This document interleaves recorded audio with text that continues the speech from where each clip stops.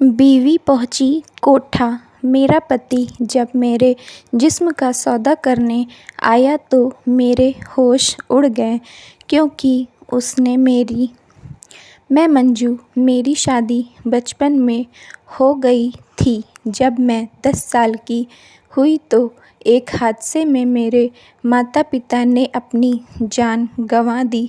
यह बात उस ज़माने की है जब बहुत छोटी सी उम्र में शादी हो जाया करती थी। 5 साल की उम्र में मेरी शादी हो गई थी, लेकिन अपने माता पिता के पास रहती थी। मेरे पापा ने कहा था कि जब बेटी बड़ी हो जाएगी तब गौना करेंगे। मेरा पति अशोक भी पढ़ाई कर रहा था। मेरे सास ससुर राजी हो गए। मैं भी पढ़ाई कर रही थी, लेकिन दुर्भाग्यवश 10 साल की उम्र में मैंने एक हादसे में अपने माता पिता खो दिए। मेरा कोई अपना नहीं था। मुझे मेरे घर से निकाल दिया गया। पढ़ाई लिखाई सब छूट गई। मैं भूखी प्यासी दर-दर की ठोकरें खा रही थी। ऐसे ही 4-5 दिन बीत गए। मैं बेहोश हो गई और जब आँख खुली तो अपने आप को एक आलीशान महल में पाया, जो दुल्हन की तरह सजा था। चारों तरफ नाच गाना और हंसी ठिठोली की आवाज़ें आ रही थीं। मेरे आसपास बहुत खूबसूरत सजी हुई 2-3 औरतें बैठी थीं। उनसे मैंने पूछा, आप लोग कौन हैं और मैं यहाँ कैसे आई? ये कौन सी जगह है?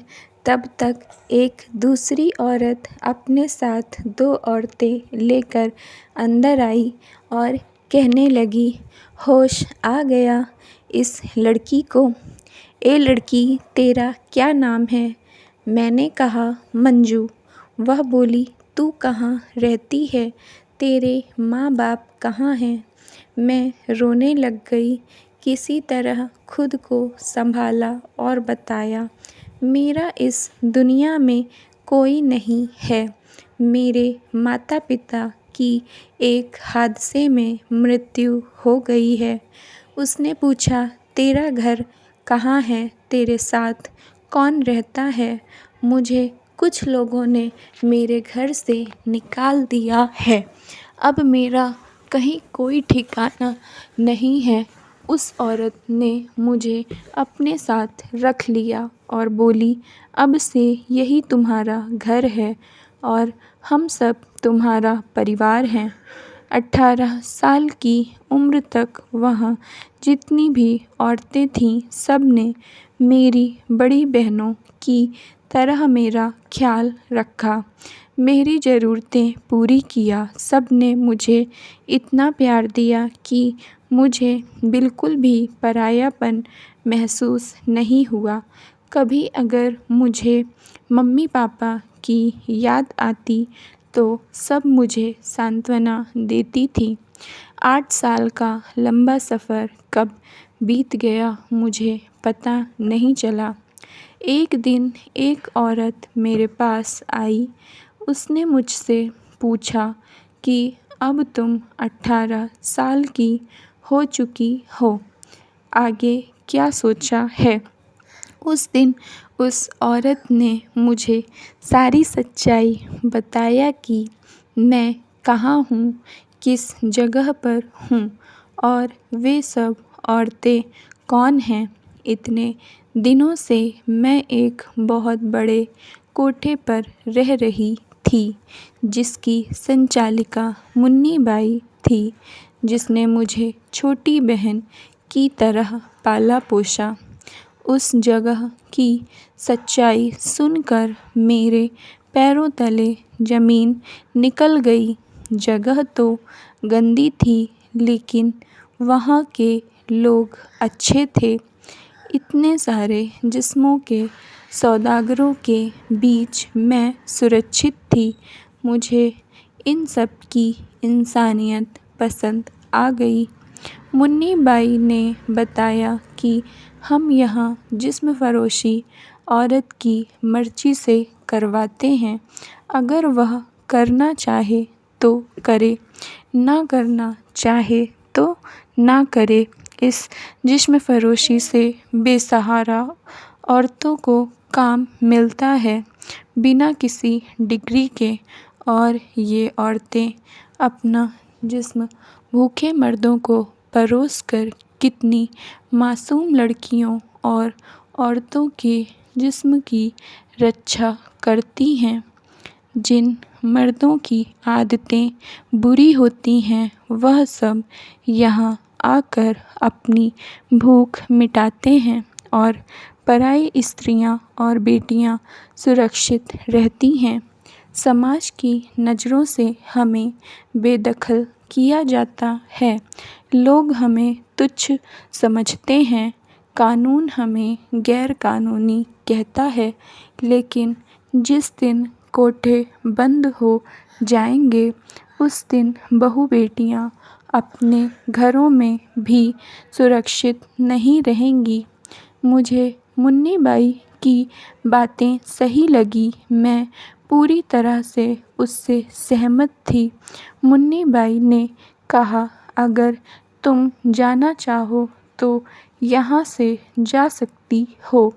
मैंने कहा, दीदी मेरा इस दुनिया में कोई नहीं है। अब यही कोठा ही मेरा घर है। मैं भी यहीं काम करना चाहती हूँ।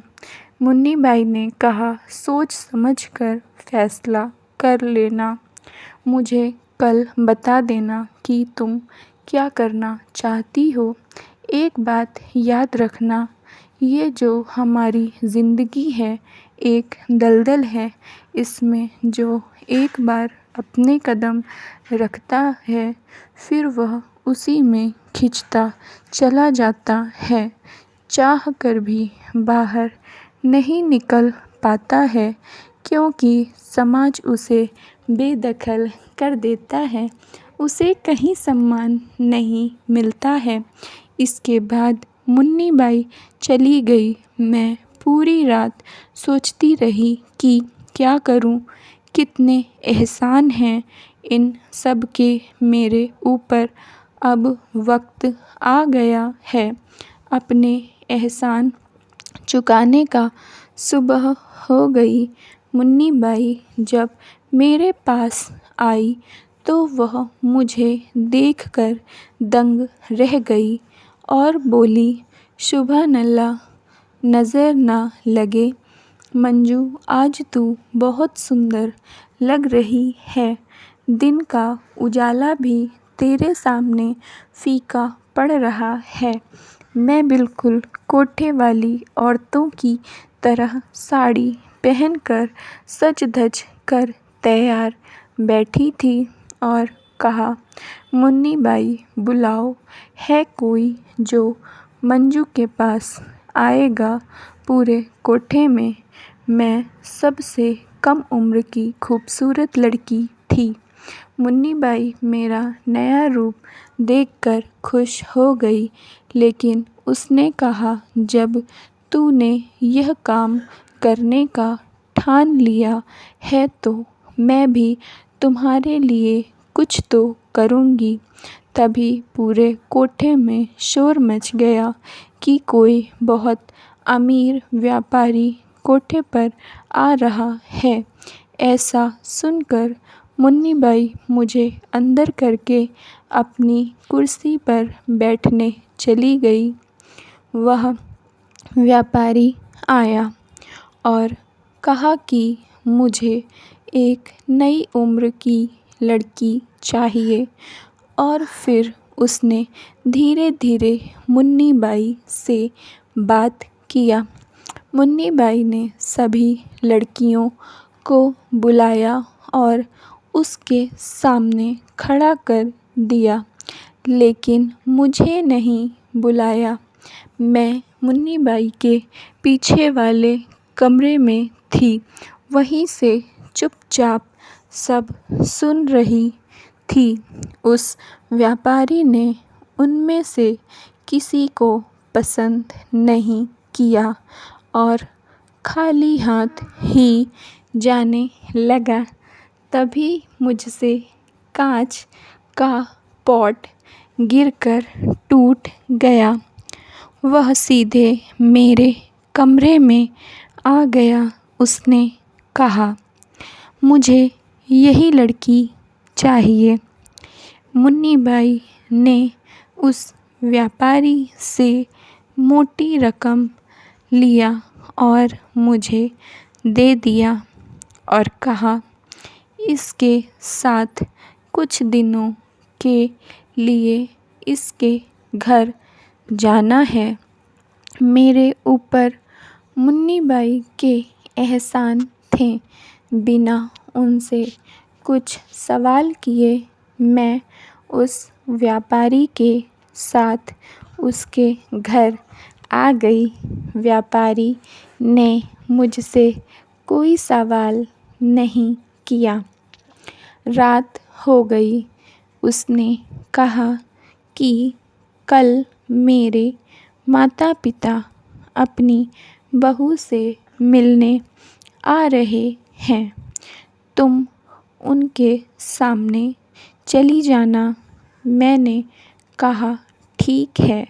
उसने कहा, मेरे माता पिता मेरी दूसरी शादी करवाना चाहते हैं, जबकि मेरी शादी बचपन में एक लड़की से हो गई है। लेकिन दुर्भाग्यवश वह लड़की और उसके माता पिता पता नहीं सब कहाँ चले गए हैं। मेरे पिताजी ने उन्हें ढूंढने की बहुत कोशिश किया है पर नहीं मिले। तब मेरे पिताजी ने मेरी दूसरी शादी करवानी चाही। मैंने उनसे झूठ बोल दिया कि मैंने शादी कर लिया है, जिससे मुझे अपनी पत्नी ढूंढने का समय मिल जाएगा। तुम तो एक वेश्या हो। मेरे माता पिता के सामने आदर सम्मान से जाना। उन्हें पता नहीं चलना चाहिए कि तुम्हारी असलियत क्या है। अगले दिन उस व्यापारी के माता पिता आ गए। मुझे बुलाया। मैं चाय लेकर गई तो सास ने पूछा, क्या नाम है तुम्हारा? मैंने मंजू बताया। मुझे सास की आवाज़ कुछ जानी पहचानी सी लग रही थी। कहीं तो ये आवाज़ सुनी है, लेकिन कहाँ, कुछ याद नहीं आ रहा था। वह मेरे लिए एक हार लेकर आई थी। वह मुझे पहनाने लगी तो उन्होंने मेरा गर्दन का निशान देखा। उन्होंने मुझे मेरे माता पिता का नाम बता दिया तो मैं चौंक गई। आप कैसे जानते हैं उन्हें?